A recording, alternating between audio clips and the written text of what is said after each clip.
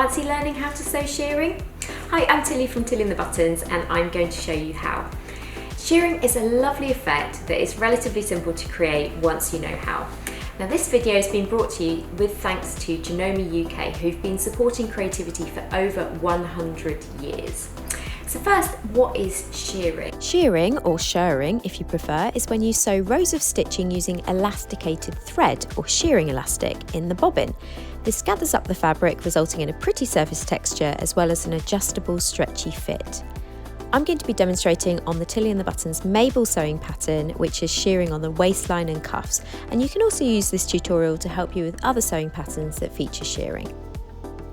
You're going to need some shearing elastic, which goes in the bobbin case, and then some regular all-purpose thread, which goes in the needle.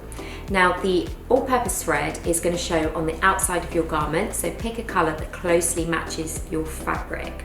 Now speaking of fabric, what sort of fabrics should you use? I would go with a lightweight, soft fabric that gathers easily. So something like a soft cotton lawn or a viscose. Basically you don't want anything too thick or too stiff, or the elastic could struggle to gather it up sufficiently.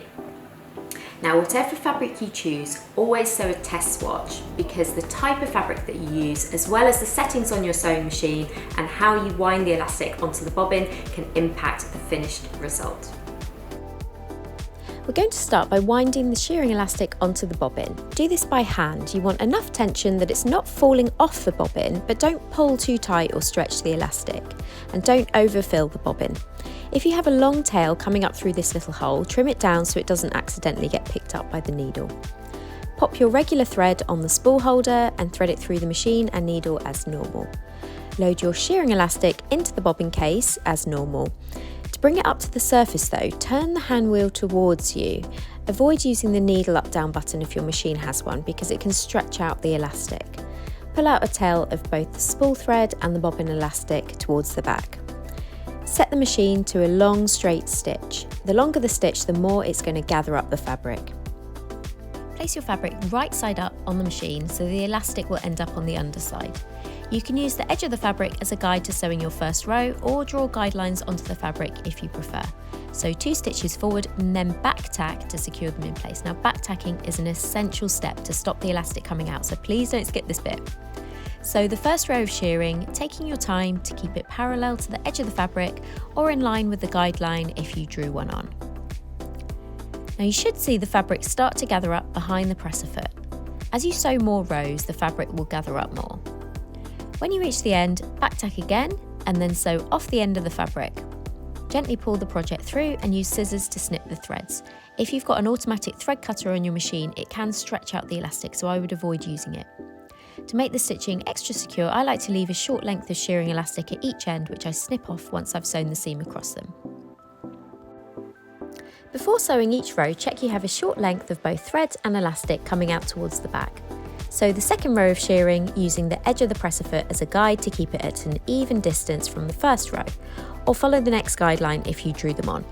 If you're making the Mabel pattern, the rows should be 10mm or just under 3/8 of an inch apart. Stretch the sheared fabric out flat as you sew, holding it from both the front and the back. And remember to back tack at the start and the end. Continue sewing more rows of shearing. About 5 rows is good for your test swatch. Check the fabric is gathering up as you go. If it's not, check out my troubleshooting tips at the blog post that accompanies this tutorial, tillyandthebuttons.com/Mabel. Gently redistribute the gathers if you need to so they're even, then hover a steamy iron over them to shrink the elastic back down after all that stretching. Check your test swatch has the right amount of shearing by measuring the sheared area of the fabric, then stretching it out flat and measuring it again. The stretched fabric should be around double the width of the fabric when unstretched. Try a longer stitch length if you need it to be more gathered, or a shorter stitch length if you want it less gathered. And once you're happy with your shearing, you can move on to sewing your real project.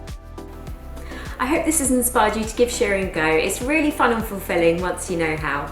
Thanks so much to Janome UK for sponsoring this free video, and if you want more details about shearing and troubleshooting tips, then check out my blog post that accompanies this video at tillyandthebuttons.com/Mabel.